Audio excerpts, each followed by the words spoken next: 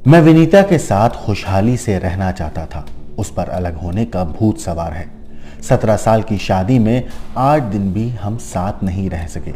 मेघा के बहकावे में आकर वो सब कुछ गलत कर रही है। मैं इसी कारण दोनों बहनों की हत्या कर रहा हूँ। मैं विनीता से बेहद प्यार करता था। उसकी हर गलती को माफ किया।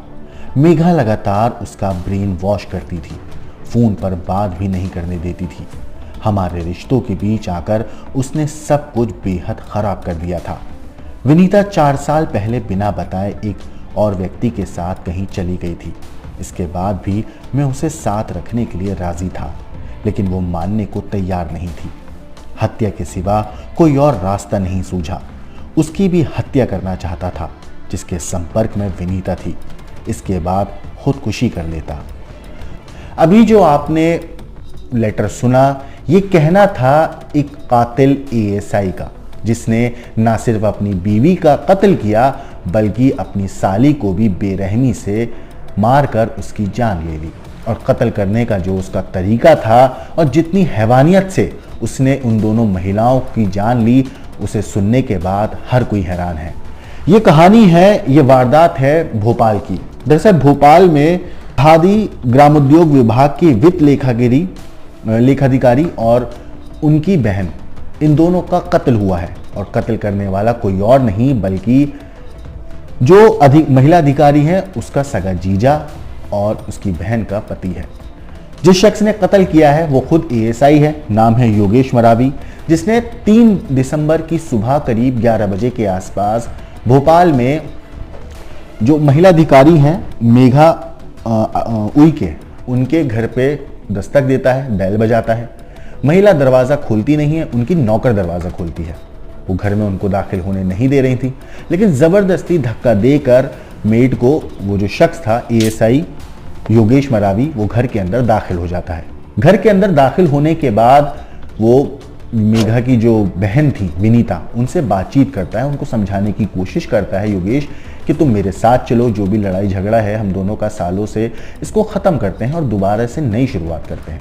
लेकिन जो मेघा की बहन थी विनीता, वो सुनने को राज़ी नहीं थी। वो अपने पति से सिर्फ इतना कहती है, मुझे तुम्हारे साथ नहीं रहना, तुम वापस चले जाओ। इसके बाद जो कातिल पति था एएसआई, वो गुस्से से आग बबूला हो जाता है। दोनों के बीच में अब ज़बानी बहस शुरू हो जाती है। इतने में जो विनीता की बहन थी, जो महिला अधिकारी थी, जिसका नाम मेघा उइके है, वो इन दोनों के बीच में आती हैं।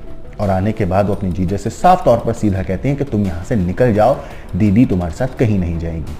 लेकिन अपनी साली की बात सुनकर जो योगेश था, वो इस हद तक गुस्से में आ जाता है कि वो ना एक देखता है ना दो, वो चाकू निकालता है और बेरहमी से, हैवानियत भरे अंदाज से दोनों महिलाओं के ऊपर ताबड़तोड़ चाकू से वार करना शुरू कर देता है। जैसे ही वो चाकू से हमला करता है तो चीख पुकार मचती है। जो नौकरानी थी वो फौरन घर के बाहर जाती है और सामने वाले दरवाजे पर पड़ोसी के घर पर दस्तक देती है, लेकिन कोई दरवाज़ा नहीं खुलता। बदहवास, परेशान, दहशत में वो नौकरानी इधर उधर चिल्लाती है, लोगों से मदद की गुहार लगाती है, लेकिन कोई नहीं आता। इसके बाद वो महिला जो नौकरानी थी वो पुलिस को फ़ोन करती है। पुलिस मौका वारदात पे पहुंचती है, देखती है कि जो दोनों महिलाएं थीं वो खून से लथपथ हालत में फर्श पर पड़ी है। नौकरानी महिला जो है विनीता और मेघा, इन दोनों के रिश्तेदारों को, परिवार वालों को जानकारी देती है और उनको बताती हैं कि वारदात कैसे हुई, क्या हुआ उन दोनों महिलाओं के साथ। रिश्तेदार, जानने वाले, पहचानने वालों का आना जाना शुरू हो जाता है। हॉस्पिटल जाते हैं, लेकिन इलाज के दौरान उन दोनों महिलाओं की मौत हो जाती है। कत्ल के बाद पोस्टमार्टम कराया जाता है। अब जो पोस्टमार्टम रिपोर्ट सामने आई, उस पोस्टमार्टम रिपोर्ट में कत्ल की एक ऐसी कहानी लिखी हुई है जिसे सुनने के बाद आपकी रूह कांप जाएगी। दरअसल योगेश मारवी ने 3 दिसंबर की सुबह 11 बजे पत्नी विनीता, जिसकी उम्र 33 साल है, और अपनी साली जो वित्तीय लेखाधिकारी मेघा है, उसकी चाकू से गोदकर हत्या की थी। दोनों के जो शव थे वो फ्लैट पर मिले थे, उसी घर में जो किराए के मकान में जहाँ रहती थी। मेघा के पेट, कमर और प्राइवेट पार्ट के बेहद करीब चाकू के कुल 14 वार थे। मेघा जो थी वो साली थी। दरअसल योगेश जो था वो अपनी साली से नफरत करता था, क्योंकि योगेश को ऐसा लग रहा था कि उसकी पत्नी विनीता जो है इस वजह से अपनी उसकी ज़िंदगी में वापस नहीं आ रही है योगेश की, क्योंकि मेघा इन दोनों के बीच में रोड़े डाल रही है, कांटे डाल रही है, वो कान भर रही है अपनी बहन विनीता के। और उसकी बातों में आकर इस हद तक ब्रेन वॉश हो चुका है विनीता का कि वो आना नहीं चाहती। और इसी वजह से जो योगेश था वो अपनी साली मेघा से नफरत करने लगा था। पोस्टमार्टम रिपोर्ट में यह भी पता चला है कि विनीता के प्राइवेट पार्ट के बाईं तरफ करीब 1 इंच दूर गहरा घाव है। विनीता की बॉडी पर कुल 7 घाव मिले हैं। इनमें कमर पर 2, पेट, बाएं हाथ और अंगूठे पर एक वार का निशान शामिल है। आरोपी योगेश जो है, मैं आपको बताऊं, वो मंडला जिले में एएसआई के पद पर तैनात था। घटना के करीब 4 घंटे के बाद पुलिस ने इसे गिरफ्तार कर लिया। फिलहाल इसे पुलिस ने सस्पेंड भी है। ये उसका प्लान था कि अपनी पत्नी की जान पहचान वाले एक और एसआई का कत्ल करेगा, क्योंकि योगेश को ऐसा लग रहा था कि उसकी पत्नी विनीता एक तो अपनी साली जो उसकी बहन है मेघा, उसकी बातों में आकर वापस योगेश के पास नहीं आ रही है। दूसरा, योगेश को ऐसा लगने लगा था कि उसकी जो पत्नी है उसका एक एसआई है, उसके साथ अवैध संबंध है। तो योगेश ने प्लान बनाया कि पहले मैं अपनी पत्नी को समझाऊंगा, अगर वो साथ चलने को तैयार हो जाती है तो ठीक है, अगर नहीं साथ चलेगी तो मैं पहले अपनी पत्नी और साले का कत्ल करूंगा, फिर उस शख्स का कत्ल करूंगा जो सब इंस्पेक्टर है, जो एसआई है, जिससे उसको शक था कि उसकी पत्नी का अवैध संबंध है। योगेश मंडला से भोपाल तक किराए की टैक्सी में आया था। इस टैक्सी के ड्राइवर ने भी बल्कि एक अजीब हरकत देखी थी योगेश की। दरअसल योगेश जब मंडला से भोपाल आ रहा था तो बीच में रास्ते में एक ढाबे पर ये लोग रुके थे खाना खाने के लिए, और उस दौरान योगेश जो है एक सुसाइड नोट लिख रहा था, और उस नोट के अंदर वो जो बातें लिख रहा था, ये बातें किसी तरीके से उस ड्राइवर ने पढ़ ली थी, जिसकी जानकारी उसने अपने मालिक को भी दी थी। लेकिन बतौर एएसआई के पद पर वो काम कर रहा था योगेश, तो टैक्सी ड्राइवर जो था उसके मालिक को लगा कि ये पुलिस वाला है, हो सकता है किसी केस की तफ्तीश के लिए कुछ लिख पढ़ रहा हो, तुम इस पर ज्यादा ध्यान ना दो। मालिक ने ये बात कहकर अपने ड्राइवर को थोड़ा सा साइड कर दिया, उसने ज्यादा ध्यान नहीं दिया।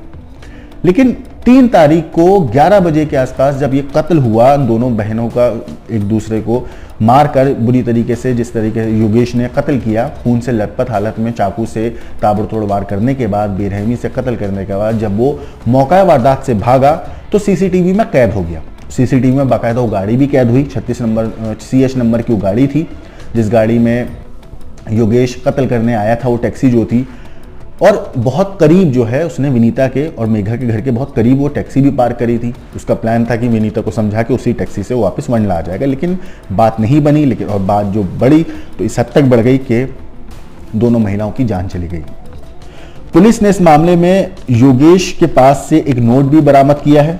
इतना ही नहीं, जो उस टैक्सी का ड्राइवर था, पुलिस ने उसको भी हिरासत मिली, उससे भी पूछताछ हुई। तो योगेश का जो टैक्सी ड्राइवर था उसने बताया कि जब वो घर के अंदर जा रहा था तो उसके कपड़े बिल्कुल ठीक थे, लेकिन जब वो वापस आया था तो उसके कपड़ों पर खून के निशान थे। वो ये देखकर घबरा गया था टैक्सी ड्राइवर। उसने योगेश से तो कुछ नहीं बोला, बल्कि अपने मालिक को फिर से फोन किया और मालिक को बताया कि इस तरीके से उसके कपड़ों पर खून के निशान है, खून के धब्बे हैं। ये बात सुनकर भी मालिक ने ज्यादा कुछ रिस्पॉन्स किया नहीं। इस वजह से ड्राइवर जो था वो अपना नॉर्मल गाड़ी चलाता रहा और उसके बाद जगह पे ले जाकर उसने योगेश को छोड़ दिया। हालांकि तफ्तीश हुई और कत्ल की वारदात होने के तकरीबन 4 घंटे के बाद पुलिस ने योगेश को गिरफ्तार कर लिया। इतना ही नहीं, इस पूरे मामले पर पुलिस ने मेघा के मोबाइल से एक PDF कॉपी भी मिली है पुलिस को, जिसमें मेघा ने शिकायत की है IG को। दरअसल मेघा को कहीं ना कहीं थोड़ा सा शक हो गया था कि इन दोनों बहनों की जान खतरे में है, क्योंकि योगेश जो था वो काफी दिनों से इन दोनों बहनों को धमका रहा था और मेघा को योगेश के मंसूबों की भनक लग चुकी थी। इसी वजह से 27 नवंबर को मेघा ने अपनी ऑफिशियल मेल ID से बालाघाट और मंडला के SP को शिकायत भी भेजी थी। इसमें बताया गया था कि योगेश ने घर ऑफिस आकर हमारे बारे में लोगों से गंदी बातें बोली हैं और उन्हें जान से मारने का बात भी कही है और उन्हें अपनी जान का खतरा भी है। मेघा के मोबाइल में शिकायत की PDF कॉपी मिली है, यह बालाघाट IG के नाम से। इसमें मेघा के साइन के साथ 27 नवंबर 2024 की डेट थी, लेकिन पुलिस की सील नहीं है। इतना ही नहीं, मेघा आई को इसके पहले 21 नवंबर को भी अपने जीजा योगेश मरावी के खिलाफ भोपाल के MP नगर थाने में शिकायत दर्ज करा चुकी थी। दरअसल मेघा ने जो शिकायत दी है उसमें जो लेटर लिखा है, जो PDF कॉपी मिली है, मैं आपको वो पढ़ के सुनाता हूं। मैं मेघा आइको, सहायक संचालक वित्त विभाग, वर्तमान पदस्थापना स्थल मध्य प्रदेश खादी तथा ग्रामोद्योग बोर्ड 74 अरेरा हिल्स भोपाल में लेखाधिकारी के पद पर हूं। मेरी बड़ी बहन विनीता मरावी और जीजा एएसआई योगेश मरावी के बीच कुछ वक्त से विवाद चल रहा है। एएसआई योगेश थाना मवई जिला मांडला में पदस्थ है। 20 नवंबर 2024 को योगेश दीदी और मुझे जान से मारने की धमकी देने मांडला से भोपाल आए। मेरे फ्लैट सिमी अपार्टमेंट पर रात 8 बजे से रात 12 बजे तक हंगामा किया। आसपास के लोगों के सामने मेरे बारे में आपत्तिजनक और अशोभनीय बातें की। 21 नवंबर 2024 की सुबह 8 बजे योगेश मेरे कार्यालय मध्य प्रदेश खादी तथा ग्रामोद्योग बोर्ड 74 अरेरा हिल्स भोपाल आए। 10:30 बजे जब इन्होंने देखा कि कर्मचारी कार्यालय आ चुके हैं तो ये भी अंदर आ गए। कार्यालय के कर्मचारी मनोज बाथम के सामने मेरे बारे में अभद्र बातें करने लगे। बाथम ने उनसे कहा, आप अपने पारिवारिक विवाद की बातें कार्यालय में नहीं करिए। योगेश बाथम को ऑफिस के मेन गेट पर ले गए। यहाँ बाथम और दिनेश कुशवाहा के सामने 45 मिनट तक मेरे बारे में गलत बातें की। परेशान होकर मैंने डायल 100 पर कॉल किया। पुलिस टीम इन्हें एमपी नगर थाने ले गई। इस घटना की शिकायत मैंने एमपी नगर थाने में दर्ज कराई है।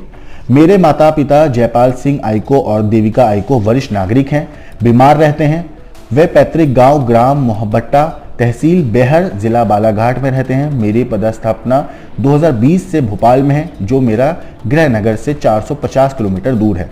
ऐसी स्थिति में योगेश मरावी और उनकी बहन मालती आइको मेरे परिजनों के घर जाकर और फोन लगाकर उन्हें धमकाते और अपमानजनक बातें कर रहे हैं, उन्हें अपमानित करते हैं।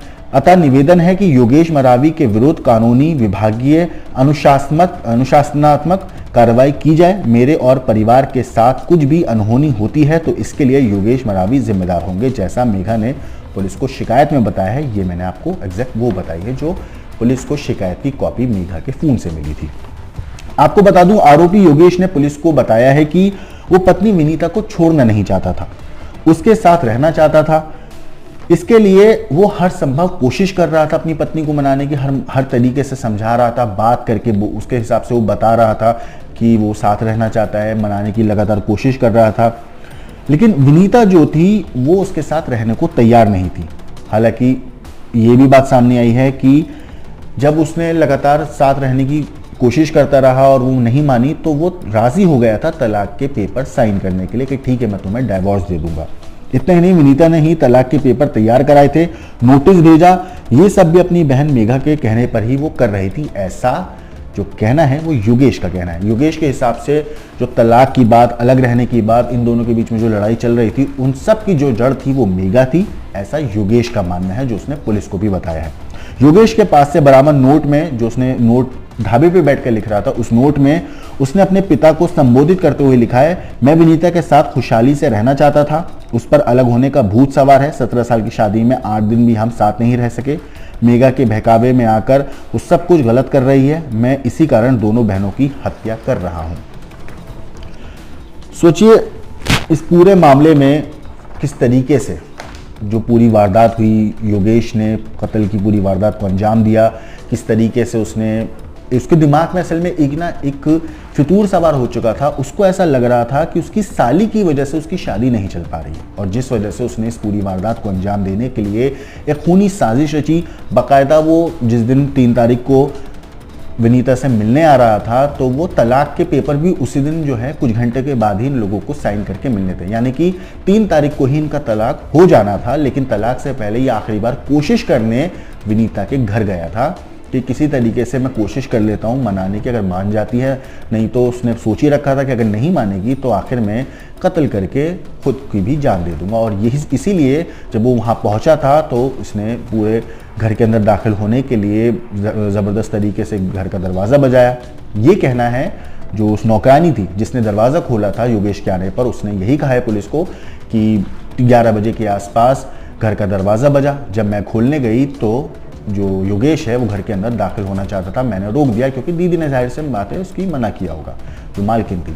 लेकिन फिर भी योगेश ने धक्का देकर नौकरानी को घर के अंदर दाखिल होता है। घर के अंदर दाखिल होने के बाद सबसे पहले ये अपनी पत्नी विनीता को चिल्लाकर समझाने की कोशिश करता है, लेकिन वो नहीं मानती है। इतने में जो बहन है विनीता की, मेघा, जो पदाधिकारी है महिला, वो आ जाती है। जब वो अपने जीजा को भला बुरा कहती हैं, डांटती हैं, फटकारती हैं, तो बात बिगड़ जाती है और बात इतनी बिगड़ती है कि तीनों के बीच में लड़ाई झगड़ा शुरू हो जाता है। जिसके बाद गुस्से में आकर पूरी प्लानिंग के तहत योगेश जो आया था वो सबसे पहले विनीता के ऊपर हमला करता है, साथ ही साथ मेघा के ऊपर हमला करता है, लेकिन सबसे भयंकर तरीके से मेघा का वो कत्ल करता है। जिस तरीके से मेघा के ऊपर चाकू के वार के निशान मिले हैं और पोस्टमार्टम रिपोर्ट में जो लिखा गया है उससे साफ जाहिर होता है कि उस वक्त योगेश के सर पर खून सवार था, जिस तरीके से उसने मेघा का कत्ल किया।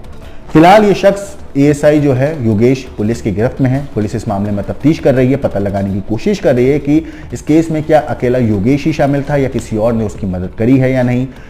इस केस में जो भी अपडेट आएगा वो तो हम आपको जरूर बताएंगे, लेकिन इस कातिल एएसआई ने जो किराए की टैक्सी में आकर अपनी पत्नी की जान लेता है, इसके ऊपर आपकी जो भी राय है हमें कमेंट करके जरूर बताइएगा।